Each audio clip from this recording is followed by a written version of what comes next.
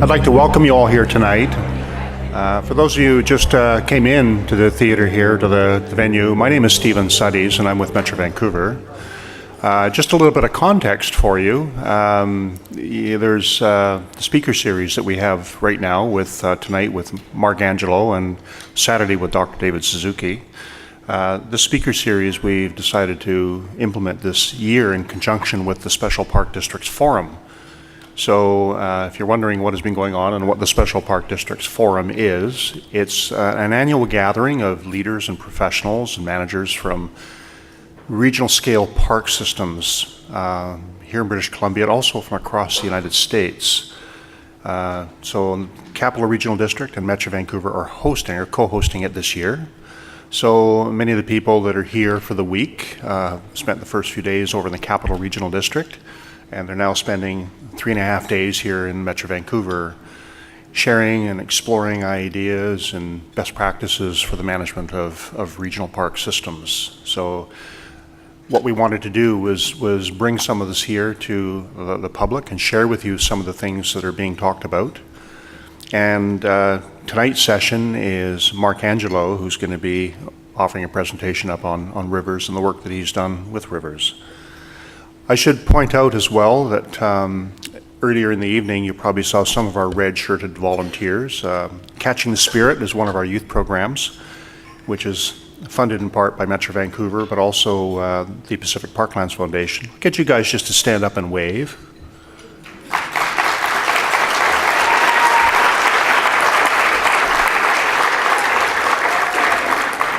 Catching the Spirit, I think, is in its 12th year, I believe now, and it's focused primarily on the regional parks in Metro Vancouver, and it's open for youth ages 13 to 18, and they're involved in all sorts of really great creative projects dealing with stewardship and environmental citizenship and awareness and education. And it's a great program for kids and helps get kids out into nature. Also, I would like to thank the Pacific Parklands Foundation. Denise Coots, the executive director here at the table, and she is sponsoring, the Pacific Parklands Foundation is graciously sponsoring tonight's presentation. Thank you very much, Denise. And so Mark's going to be talking for a little bit. I'm going to just gradually here move into introducing Mr. David Pohl, who's the president of the Pacific Parklands Foundation, who's going to introduce Mark, and we'll get underway. So David,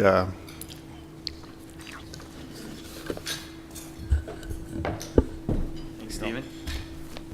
Good evening, everybody. I guess I'm shorter than Stephen. There we go. That's perfect. I'm not sure where you're going to be on this, Mark. I'll try and leave it where I think it's appropriate. I'm very pleased to be here tonight, and thank you for your acknowledgement of Pacific Parklands' contribution to the to this evening, and of course to where it's our great pleasure to bring Mark to you tonight for his presentation. If I can, I'll take a few minutes, and I apologize. This is kind of it actually reads like a bit of an obituary here, Mark. But I don't want to be accused of that. But you got all these awards and things on here, so I'll try and speed my way through it. But if I don't get there, congratulations for all this stuff. As a proud sponsor of the Special Parks District Forum, co-hosted by Metro Vancouver and the Capital Regional District, I, as president of Pacific Parklands Foundation, have the pleasure of introducing tonight's speaker, Mark Angelo. Mark is a renowned river conservationist, a writer, a speaker, a teacher, a paddler, and an outdoor enthusiast. He is not only the founder of the Rivers Institute at BCIT, but also BC Rivers Day and World Rivers Day, to celebrate our waterways both locally and globally, while increasing public awareness of their intangible value.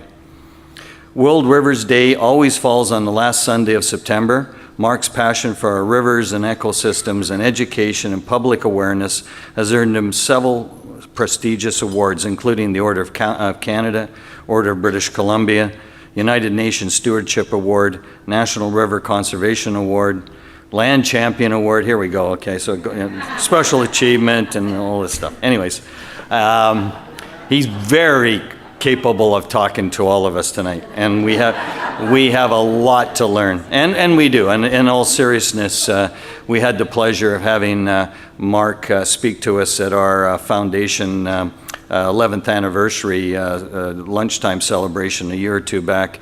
And I thoroughly enjoyed his presentation, as did everyone in the room.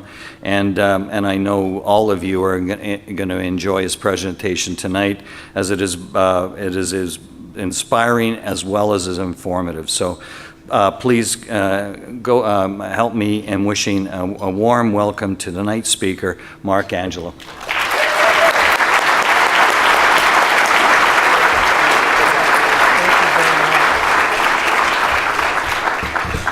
Thank you, Dave. That was great.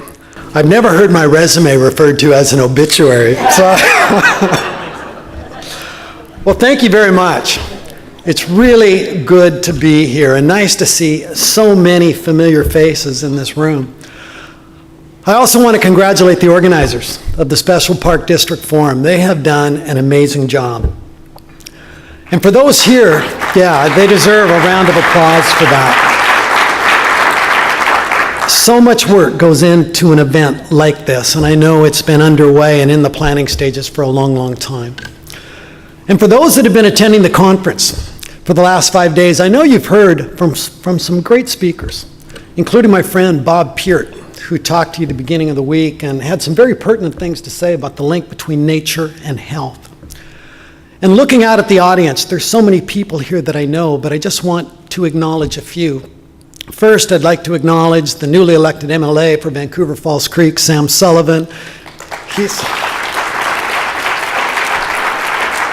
He's already been introduced, but not to those that just joined us. And I have to say that the public salons that Sam has organized in recent years have certainly become a Vancouver institution, and I'm glad to hear they're going to continue because I think they're a great forum for ideas. Also, Councillor Gail Martin, I wanted to mention Gail. She's a longtime councillor from Langley, and she has been a great advocate for the Experience the Fraser initiative, which I hope to talk a little bit more about later. And Vancouver Councillor Heather Deal is here, and I've certainly enjoyed working with her on a number of issues, including the Capilano River. I've known her for years. And we have the MLA for Coquitlam-Lardville, Selena Robinson. Now, just a word about Selena. She has been a great advocate for the Coquitlam River. We've talked about that a lot over the years. And as many of you may know, we put together an endangered rivers list for British Columbia for 20 years. And on virtually every year, the Coquitlam has been very prominent on that list, except for this year. Because of the right reasons, because of progress made, the Coquitlam dropped off the list, which was great to see.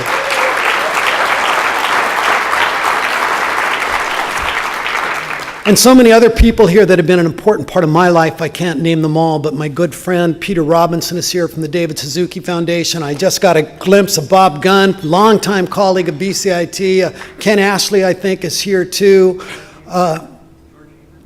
George Heyman, George is there too. Good to see you, George.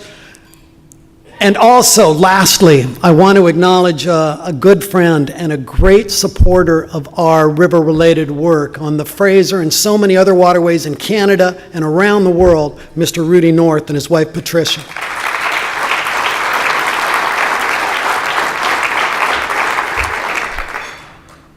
I think this conference is a really important and timely event, given its focus on some of the amazing park systems we have, both here in BC and across North America.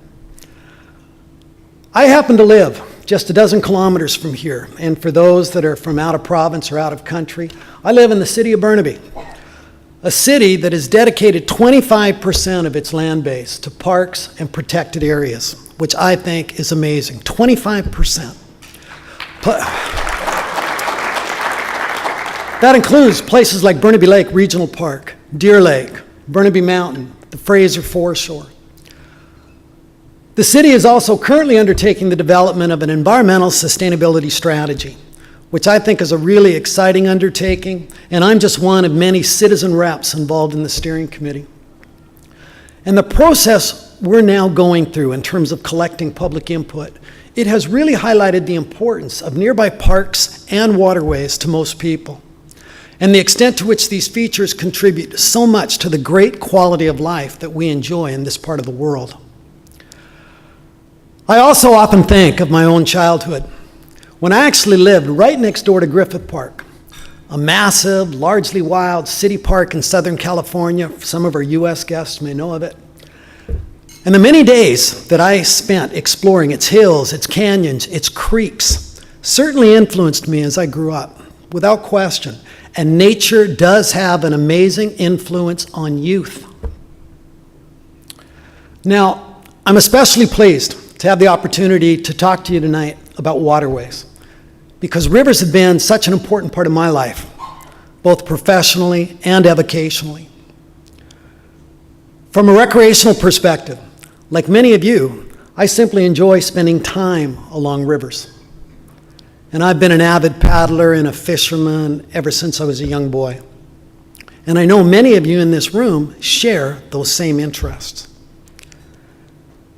And in that capacity, I've been very fortunate to have traveled along many of the world's great rivers, which are the arteries of our planet. I think that's such an apt description. Yet, while our waterways continue to play such a vital role, they also continue to face an array of threats, not just in Canada or the US, but in every country I've visited. Threats that range from pollution and urbanization to the excessive extraction of water and the building of dams. Without question, these are issues of concern along many of the world's waterways. And certainly the filming we've done the past 2 years on rivers around the world has reinforced that. Whether it be the Pearl River in southern China, which has been so hard hit by the textile manufacturing sector, at times causing its waters to literally run black. We filmed that just 2 weeks ago. It was amazing to see. Or India's Yamuna River, or the Ganges, which continue to be plagued by sewage and industrial effluent. And in Chile, Ethiopia, and elsewhere, I've traveled on rivers where major issues were unfolding around the building of large dams. And while dams can provide benefits, and they can contribute to development, there are also many examples where their environmental and social costs have exceeded those benefits. And where that's the case, we haven't always done a good job of anticipating that. And all of this is further complicated by the fact that rivers are really difficult features to manage and protect at the best of times, in that they're long and linear and they usually cross an array of environments and jurisdictions. So protecting them is a challenge. It's not easy. But that said, I think we can and must do more. But while many of our rivers are troubled, and without question there is still much to do, it's also important to note that we have made progress on some fronts. And part of the reason for that is that we've seen a significant increase in public awareness in terms of both the importance of our waterways as well as the kinds of threats that they face. And that increased awareness has been reflected by the dramatic growth that we've seen in events like World Rivers Day.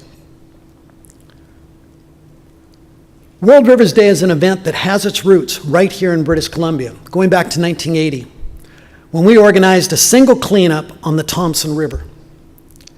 Afterwards, we all met in the local pub, great place to get together after a day on the river, and we decided that it was such a worthy event and so much fun that we'd organize a few more events the following year, and then a few more the year after that. We then started to engage all levels of government, and the event soon took on a life of its own, quickly growing to involve more than 75,000 people in BC alone. Then in 2004, we approached the UN about the idea of a World Rivers Day celebration to go along with their Water for Life Decade initiative that would run from 2005 to 2015. We got their blessing, and then we started this massive, major outreach effort to river-related groups around the world. And the reaction, I'm pleased to say, has been encouraging. It's been amazing. And in just the past 8 years, World Rivers Day has grown to involve more than 60 countries and literally millions of people in events ranging from stream cleanups and habitat enhancement projects to educational outings and community riverside celebrations. And a number of park programs represented here tonight by the delegates that have attended this conference, a number of them have played leadership roles by hosting Rivers Day events.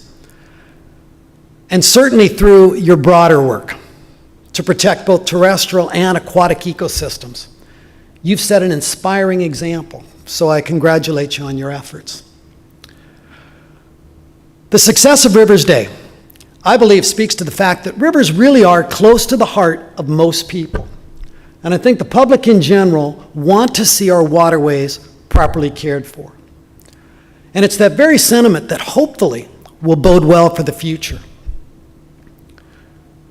Now, in terms of my own background, rivers have been a big part of my life. And as I look back over the last 5 decades, there are a number of key events and experiences that certainly had an influence on me. In addition, as you can probably tell, I am a great believer in river travel, which is a wonderful way to see a country and its people. And in much of the world, day-to-day life still revolves around nearby waterways. So I'm always hopeful that gatherings like this one will encourage others to spend even more time on and along rivers, whether that be here at home or abroad. Now, over the next few minutes, I'd like to touch on some of my own personal river experiences. But most importantly, I'd like to talk about some examples of rivers that have been lost, saved, and restored, and what we might learn from that. As I mentioned a little earlier, I've had an interest in rivers and water for a long, long time. And some of that goes back to my childhood years in Los Angeles. A fun place to grow up in the 50s. But LA was a sprawling city and a very dry one. I also lived close to the Los Angeles River that borders Griffith Park, a waterway that had been totally encased in a giant concrete ditch. Everything about the river had been altered and changed. Some of you that have done the LA tourism thing, I'm sure, have seen this. As a young boy, though, I used to hang out there, and it was a great place to ride my bike because it was more or less an early version of those half-pipe skateboarding parks you see now. We were ahead of our time. But I didn't have to be very old before I realized that as a river, this is not how it was meant to be. Now, there's always been something about moving water that has captivated me.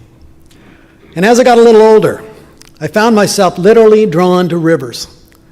I became an avid fly fisher, a rafter, a kayaker, a canoeist. And I came to believe that traveling a kilometer downriver in a raft could take you further from home than driving 100 kilometers in a car. And as a young guy without a vehicle, that was pretty appealing. So I began exploring rivers everywhere I could with family and friends. This is myself and my wife long ago. We had many great adventures. And part of the appeal of those early trips was literally being on the edge. Literally on the edge. But as a young man, I quickly grew beyond the adventure and whitewater focus. And I began to appreciate rivers in a broader way for the many values they possess. And ultimately, I came to see them as lifelines in the truest sense. So my own personal journey brought me to Vancouver in the early 70s. And I was excited about moving to this great city. But I also knew from my trips here as a boy that BC was a land of great rivers. And I embraced the idea of living near the Fraser River, one of the world's great waterways. And many of the delegates, I understand, you were actually on the river today, and what a beautiful day to be on the river. And for those visitors from out of our country, just so you know, this amazing river is literally the heart and soul of our province, without question. Elsewhere in British Columbia, we have many other incredible waterways. The Adams, with its legendary sockeye salmon run being just one of them. And rivers like the Adams, the Fraser, and so many others add greatly to the quality of life that British Columbians enjoy. Now, when you talk about rivers, water is certainly the source of our pleasure. And going back to my youth, I remember being captivated by these early photos from space of our amazing blue planet. My dad was in the aerospace industry, and he'd bring me home photos like this, and I'd be totally amazed. But while much of the earth is covered with water, this is a deceiving image, in that far less than 1% of that water is fresh, clean, and accessible. And properly caring for the limited amount of available fresh water, I believe, is our planet's most pressing environmental challenge. Even in BC, where we're blessed with a relative abundance compared to elsewhere, and I say relative, the water we have is not evenly distributed. And there are parts of our province, such as the Okanagan, where we're already seeing signs of water stress, where demand exceeds supply. And some of my favorite rivers in the interior, such as the Kettle, almost run dry in the summer because of excessive water withdrawals. And just to quickly add, I think the situation on the Kettle really highlights the need to modernize BC's Water Act, which is a century old and which currently makes no reference to the need to protect fish or aquatic ecosystems when approving water withdrawals from rivers. So certainly that's an area where we can do better. Elsewhere in the world, many renowned waterways, such as the Colorado, the Rio Grande, China's Yellow River, which I saw not long ago, even the Nile, can run dry before ever reaching the sea. And in countries such as Australia, where I've spent much time and where my mother was born, they've had their own experiences with drought, which in turn had a major impact on waterways. So this is an issue we should all care about, regardless of where we live. Simply because, after all, we are all citizens of the planet. I think that's a really important note to make. It's really important to act locally and think globally, to look at ourselves as citizens of the planet. History is also littered with references to water shortages that had a profound effect on local cultures. The Great Mayan Empire is one such example. And my daughter Kelly, who's with us tonight, my daughter Kelly and I found some evidence of that a decade ago when we were given the chance to explore an underground stream running through an ancient Mayan cave, the inside of which was littered with the skeletal remains of victims that were sacrificed to the rain god 1,000 years ago in the hope of ending a major drought. But for decades, those rains never came. And drought and famine ultimately led to the breakdown of the Mayan Empire, epitomizing the fact that, however great a civilization may be, we are all dependent on water. And then, flashing forward to present-day Africa, we're seeing a water crisis that is becoming only more severe in the face of climate change. And while this is impacting rivers, it's also creating a host of other serious social ills.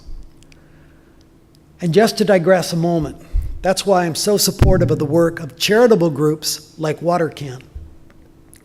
And their effort to install and develop water wells is making a huge difference to the health and well-being of communities. And I do hope that improved access to clean, fresh water across much of Africa will be humanity's next great step forward. Now, during my years as a river advocate, I've experienced the joy of seeing some of our great rivers protected. One of those was the Tatshenshini, a river in BC's northwest that was formally protected from a controversial mining development in 1993. It's one of my favorite waterways and one of the world's great river experiences. And as you paddle past its glaciers, you feel pretty small. It humbles you. And there are many other inspiring examples. Among those are rivers like the Pequari in Costa Rica, where the government ruled against a large dam proposal, choosing to focus instead on protecting environmental and tourism-related values. My daughter Lindsay and I took an amazing celebratory trip down that river shortly after that decision. Similarly, in the mid-90s, I spent quite a bit of time in Nepal's Arun Valley, where farmers were fighting to protect their river and their lands in the face of a massive dam proposal. While there, I also witnessed perhaps the very first major environmental demonstration of its kind in Kathmandu, centering on the need to protect the Arun. And after that, international support for these locals took off to the point where the International Monetary Fund withdrew its funding for the development. And as a result, government opted to forego the project, choosing instead to focus on smaller, locally based power projects. And then, with my Australian roots, you have the globally significant decision to protect the Franklin in Tasmania, one of the great river conservation success stories. On the flip side, I've also seen my share of rivers that are dying. One such example is Indonesia's Citarum River, one of the most polluted waterways in the world, a river we filmed on only 10 days ago. And one of the more dire sights that I've ever seen is the massive amount of garbage that literally chokes this river. In places, the debris runs from bank to bank. It's literally a carpet of refuse. And with so little life left in the river, fishermen now forage through the rubbish in the hope of salvaging anything that they can sell or trade. And to see any river come to this is dispiriting. Still another waterway on the brink, and another one that we filmed on, is India's Yamuna River. And what looks like ice floating on the surface is actually a toxic industrial froth. Pollution events like this, once again thinking of all of us being citizens of the planet, pollution events like this should be a concern to all of us. Because if a major river system like the Yamuna or the Ganges were to die, there would be huge ripple effects because everything is interconnected. Not only would India's environment become more impoverished, but the planet's environment would be diminished as well. In a similar vein, I have seen other rivers close to my heart that have been lost. One of those was the Biobío in Chile, once known as the world's premier whitewater river. In fact, I participated in probably the very last raft trip along this stretch. But that was just prior to the completion of the Pangué Dam, an impoundment that would forcefully displace many indigenous Puenche people. While there, I also came to know Maria Pinello, a Puenche elder who was a great spokesperson for her people. And she vowed not to let the graves of her ancestors be covered with water. She was an incredible woman, one of the most amazing women I've ever met. But her pleas went unanswered. The dams would be built. Now, rivers can be impacted by many different things. Some are hit by pollution and excessive water extraction, while others are threatened by things like urbanization or industrial development. And looking at the latter, a nearby example is our own Heart of the Fraser, located between the towns of Hope and Mission, and one of the most productive stretches of river anywhere in the world. An amazing stretch of river. But given its proximity to Vancouver, many key habitats along this stretch are threatened by development pressures. Yet, there is still time to save this part of the river if we act soon. And putting together a collaborative plan, a management plan, would do wonders. I think everybody from all parties at all levels think that's an admirable thing to do. So I hope we find a way to get there, because I do think it's doable and it's so important. I also believe the Experience the Fraser Trail initiative that you've heard a little bit about during the conference. It's an initiative being led by Metro Vancouver and the Fraser Valley Regional District. Not only is that a great undertaking unto itself, but it will also do much to increase public awareness by exposing so many more people to the wonders of this part of the river. And after my presentation, I think we're going to have time for just a few questions from some of the delegates, but I hope that's an area we can discuss a little bit more. Still on the theme of rivers that may be lost, we'll quickly move to Eastern Africa. Now, when you come right down to it, water and life are one and the same. And to me, that was especially evident in a remote part of Ethiopia, a place known as the Omo Valley, perhaps the most culturally intact landscape in all of Africa. It's a valley that's inhabited by several amazing tribal groups who continue to pursue a very traditional lifestyle. One of those is the Karo people, one of Africa's most endangered indigenous groups. Like other indigenous groups in the valley, the Karo determine their wealth by the number of cattle they possess. But their sustenance depends on the practice of flood retreat agriculture. This type of farming depends on the natural rhythms of the Omo River. In other words, after seasonal flooding, the river retreats, depositing a layer of fine silt along the river's edge. That makes the strip of land adjacent to the river incredibly productive. So it's immediately planted with corn and beans and maize. Yet this will all soon change, perhaps as early as next year, with the completion of a huge upstream dam that will release water in a very stable way, eliminating the viability of flood retreat farming. To date, the Karo, unfortunately, have had little say in the matter. And in the absence of major mitigation efforts, they face a very uncertain future. As the chief of the Karo said to me, if they take our water, they take our life. Now, over my career, I've had the excitement, the privilege of seeing the restoration of some streams that were once severely damaged. And to see a river come back to life is an inspiring thing. One such example is Gishon Creek, a small urban stream that flows through the BCIT campus in Burnaby. 50 years ago, this waterway was ravaged and converted into an almost lifeless drainage ditch.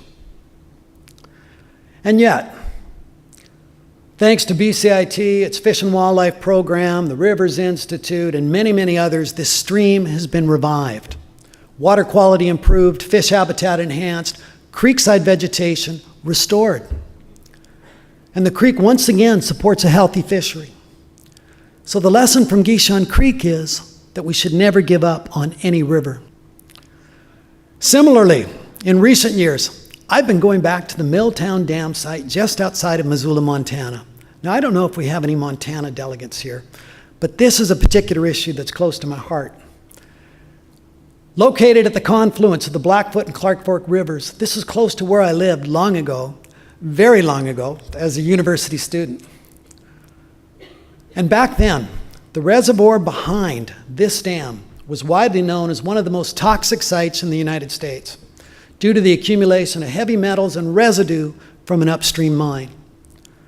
And as a young paddler and fisherman, I remember hoping that one day, maybe one day, this might be cleaned up. So I have watched with great joy the last few years as a major cleanup finally did take place. Toxic sediments were removed, the dam was dismantled, the river now runs free. And unlike when I was young, I can now paddle right through the confluence. There's also a new state park that's established on both sides of the river, and this area will green up dramatically in the next few years. And this site, once so damaged and once so poisonous, is becoming a popular recreation destination.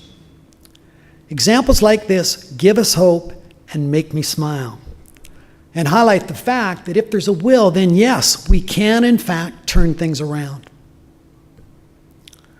So in closing, if you had to sum up where we are, while there have been some recent gains, there is still much to be done in terms of protecting healthy rivers while trying to repair those that have been damaged in past. And a number of our rivers clearly do remain under siege. So the next time any of you visit a river, whether it be as a fisher, or perhaps to view some of the great wildlife spectacles along our rivers, be it caribou along the Firth, or grizzlies along some of Kamchatka's spectacular waterways. I love this photo. Or the spectacle of a wildebeest crossing on Kenya's Mara River. Or maybe the next time you raft a river, and as you can see, I'm a lot younger here. Or if you choose to pursue a more extreme river activity. Whatever one does, I think it's important for all of us to try and look at rivers in a different way and from a different perspective. First, we have to take a broader view and recognize that the kinds of threats facing rivers are changing. They're becoming more subtle, more complex. So we have to know why it's important to protect things like in-stream flows and streamside vegetation. And as much as possible, we should look at rivers as ecosystems and do our best to properly manage not only the river, but also the land that it drains. Secondly, we have to continue to encourage local grassroots advocacy work, ranging from streamkeeper initiatives to adopt-a-stream programs. Because the bottom line is that local populations are usually in the best position to protect and care for many of our waterways. And the level of involvement by local groups that we're seeing in events like World Rivers Day is certainly encouraging. Thirdly, while recognizing that the conservation and protection of waterways will remain a major part of our efforts, but in addition to that, river restoration will become an increasingly significant part of our work as well. One such example is BC's Britannia Creek, once a notorious toxic hotspot as a result of acid runoff from this now defunct century-old copper mine. As a result, the creek became totally devoid of all life. No vegetation, no insects, no fish, no life, period. But thanks to the efforts of many, this waterway has been revived. And in 2011, for the first time in a century, we saw salmon return to these waters. That was certainly exciting and so encouraging. Finally, we have to take a longer-term view of what we are going to leave for future generations. And the sound management of our fish stocks is certainly part of that equation, no question. But it also means protecting habitat and ensuring that our children and theirs, this being my grandson, will be able to enjoy rivers in the very same way that we have. And if that guides our thinking, our rivers will have a future. Thank you very much.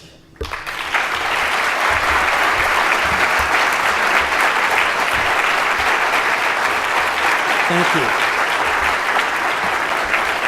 Thank you.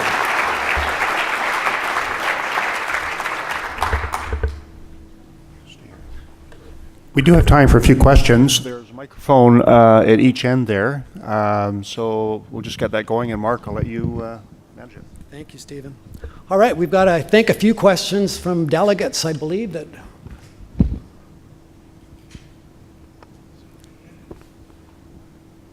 Thank you for your presentation. I thought it was great.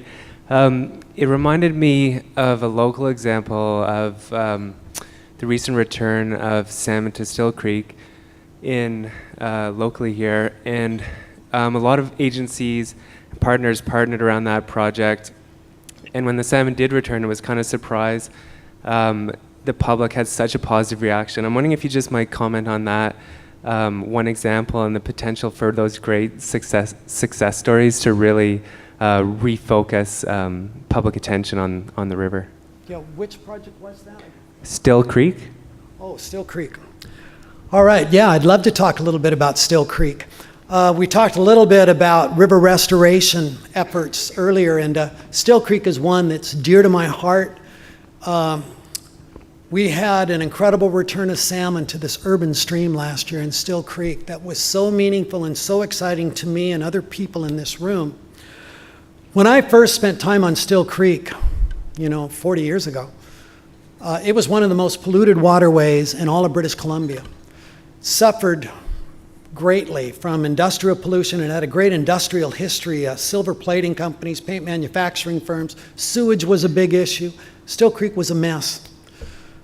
At the same time, there were parts of it that you could see the potential, the restoration potential there. And so I was with BCIT at the time, and BCIT ended up working very closely on the Burnaby stretch with the city of Burnaby, with the DFO, with Metro Vancouver, with the province, working on a major restoration effort, not only for Still Creek proper, but many of its tributaries.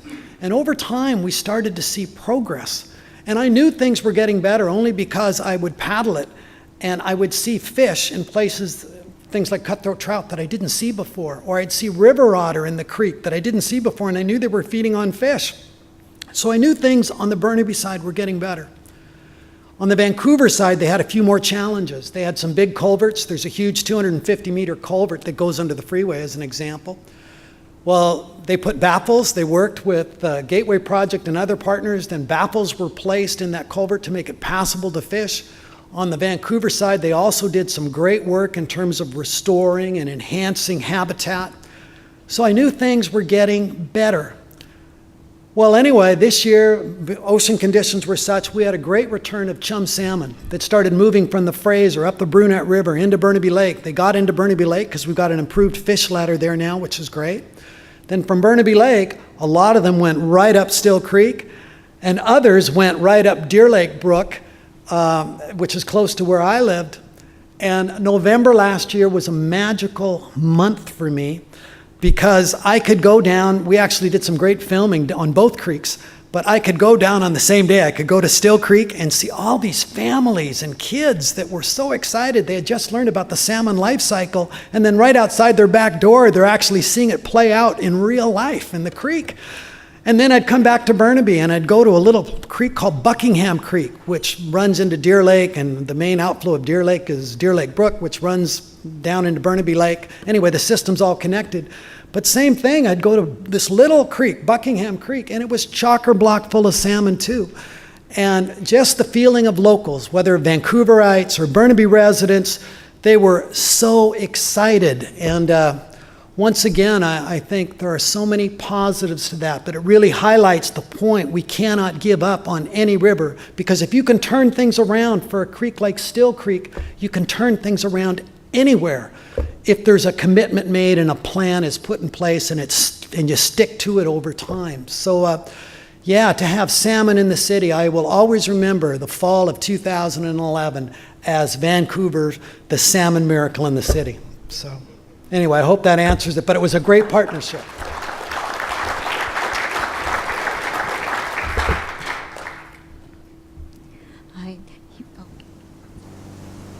Hello? Oh, thank you. You started off your presentation with talking about the connections with nature that you had as a youth. And in the room today, we have a number of very active, very engaged youth. Do you have any words to the youth as well as to the folks in this room who are trying to engage those youth who might be facing barriers or not have the opportunity to connect with rivers and other natural features? Well, thank you for that question. And by the way, I want to just acknowledge the Catching the Spirit group and my friend Bob Gunn, and their amazing organization that do great work. And coming back to your point, I am such a believer in trying to expose youth to nature. I think particularly in an urban environment, it's so easy for that not to happen. There are so many kinds of electronic entertainment out there that in this day and age, in the midst of a city the size of Vancouver or Montreal or Toronto, and there's many American examples too, it's quite easy for a child to grow up and never spend time in a park, never spend time on a river, never spend time in a forest. And I think we have to do everything we can to try and change that. Richard Love wrote a great book several years ago, Last Child in the Woods. I'm sure some of you have read it. And he talks about a great concern of his is that very thing, and he connects it to a health issue as well, in that he talks about the nature deficit syndrome, and he thinks a lack of exposure to nature for children can result in things like increased levels of childhood obesity, increased levels of childhood depression, maybe even increased levels of attention deficit syndrome. And you could probably debate the extent to which that's true or not, but in my view, I think there is a connection. I was out in the woods the other day. I mean, we're very fortunate. We live close to our daughter and our grandson, and a day or two a week, we get to take him out and do all kinds of outings with him. And I was out in the woods with him the other day, and he spent an hour just exploring. He was totally freewheeling, but he was just discovering blades of grass and different insects and different kinds of cones and different types of bark on different kinds of trees. He was having a great time. And I think it's a shame if kids don't get that kind of opportunity. Not only do I think it has many positives for when they're young from a health point of view and an active lifestyle and all of that, but I also think it has long-range benefits as well, in that a child who spent a fair bit of time outside, then I think that child, when he or she grows up, is far more likely to have a greater appreciation for nature, an understanding of our place within nature, the need to care for the environment. Maybe there's a greater likelihood they'll grow up to be advocates for parks. But I think if you go through youth and you don't get any exposure to nature, then there's that detachment. And I think it's easy maybe not to fully appreciate how important the environment is to us and just how important it is that we care for it. So for lots of reasons, I think we have to do everything we can to get children outside, whether it be for day trips or whether it be for camping excursions, hikes. I mean, there's all kinds of ways to do it. And the nice thing about living in Vancouver, and I look at our wonderful park system we have at the local level and our incredible regional park system and our provincial parks, there's no reason why we can't find a way to expose all young people in this province to the outdoors, because we're blessed with so much of it. It's just, I think, a matter of being aware of the problem and making an effort to do it. But yes, I think it's a very, very important issue, and I'm thrilled to see that it's being discussed a little bit more today. So, thank you.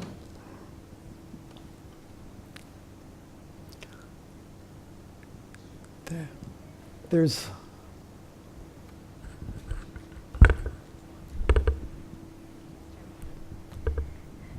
Thanks for your presentation, Mark. As usual, you're very inspiring and tremendous amount of influence that you've had. You introduced two projects in your talk tonight. One was the Heart of the Fraser, and some of us were on that today, and it was really rich with osprey and bald eagles. So you mentioned that, and you also mentioned Experience the Fraser. So we have two really bold initiatives that overlap in this great stretch of the river.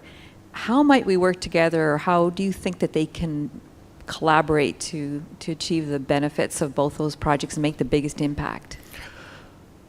Wendy, thank you for that question. I think both initiatives are very complementary.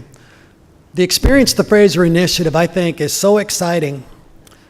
And to think in time, you'll have this trail system that will tie together, from the Salish Sea all the way up through Greater Vancouver, all the way up into the Fraser Valley, all the way through the heart of the Fraser. That is so exciting to me. I am a hiker, a walker, a biker. It's something from a recreational point of view I'm very supportive of, and I think it will become an attraction, a great attraction, not only to British Columbians, not only to Canadians, but I think in time it will become an international attraction. I have no doubt about that, because I know that part of the river so well. And it will be a great, great recreational opportunity. But that said, I also think it's going to be a great complement to our efforts on the Heart of the Fraser. As I said earlier, the Heart of the Fraser runs from Hope to Mission. It's one of the most productive stretches of river on earth. I've been on a lot of rivers, and I say that without any hesitation. One of the most productive stretches of river on earth. It sustains almost, within that stretch alone, almost 30 species of fish. It has our biggest single spawning run of salmon, and that's the 10 to 20 million pink salmon that will spawn right there in the main stem every 2 years. It's a migration corridor for millions and millions and millions of other fish. It's got our biggest sturgeon population. It's amazing from a wildlife point of view, and just thinking of the eagles you saw today, a great outing is to go up for the Eagle Festival and to head up through that part of the Fraser and onto the lower Harrison It's incredible. It's got many of the most important cultural sites in our country. So the heart of the Fraser is a very significant stretch, and I think efforts to try and protect it is one, I think that effort is one of the most important conservation initiatives in our country.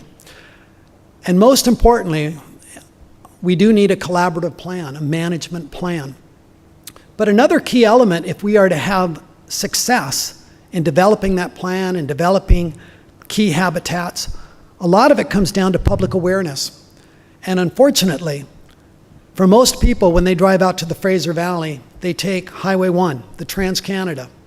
They go out over the Port Mann Bridge, but once they head out the Fraser Valley, they don't see the river again till they get pretty much all the way to Hope. So a lot of people don't realize what a jewel that part of the river is. A lot of people who live in Vancouver have never seen the real heart of the Fraser, because you have to make an effort to see it. One thing that I'm so excited about for the Experience the Fraser initiative is that potentially it will expose many more people to the wonders of that part of the river. And I think as a result, it will turn many people who participate in the Experience the Fraser, who walk it or hike it or bike it, I think a lot of them in the long run will become greater advocates for better caring for the Fraser River. So I think they are very complementary, and I think in terms of collaboration, the sky's the limit. And certainly through my efforts with the Experience the Fraser, my efforts with the Heart of the Fraser and my support for Experience the Fraser, certainly I'll do everything I can to encourage that collaboration. And I do look forward to working with Metro Vancouver, the Fraser Valley Regional District, and all the other stakeholders involved in that. So anyway, I just want to say I think that's a great initiative, and I wish you all the best with it. Anyway, I think my time is up, unless there's... Is that? Okay. Thank you very much.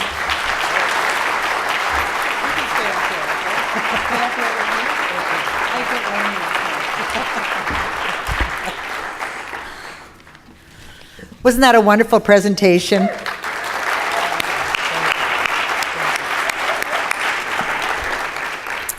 Mark, while your presentation was an integral part of this year's forum, we have delegates here tonight who are leaders in the management at regional scale park systems from across North America.